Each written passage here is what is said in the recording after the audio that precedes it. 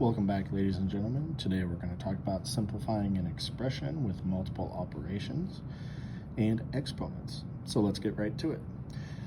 We're being asked to go ahead and simplify a to the 10th divided by a to the 6th, and then all multiplied by a to the 7th divided by a to the 4th. So we need to write our answer as a power. So again, write our answer as a power means we need our simplified answer, not a final answer. Number one, what should tell us that is we're dealing with a base that is a variable. There is no way, unless we're told what a is, to actually be able to solve that.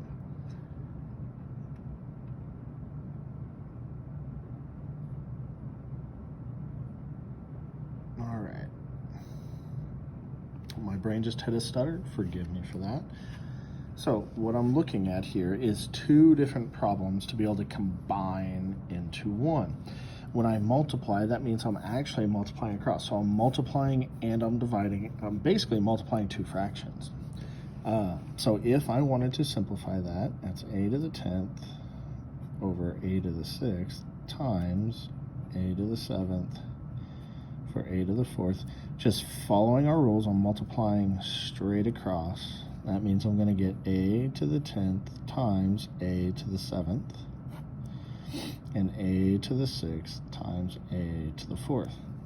Now, if you want to, you can kind of follow along what I have over here as a study tip, or at least the book has as a study tip. It's going to follow along the same lines. And what I mean by we have two problems is we have two multiplication problems. Then we also have a division problem, because remember, fraction bars are grouping symbols. So we have a numerator first, which means we're doing a to the 10th times a to the 7th, then divided by a to the 6th times a to the 4th. Now I'm going to start writing vertically down, because I'm going to run out of room over here and I don't want to go out of frame. Now, this is the same thing as copy your base and add your exponents.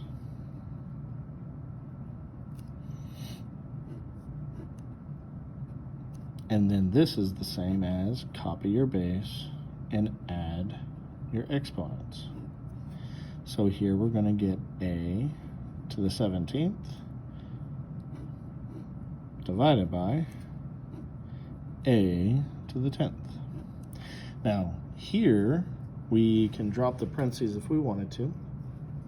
So that's the same thing as just a to the 17th, because I've done everything I can inside of the parentheses.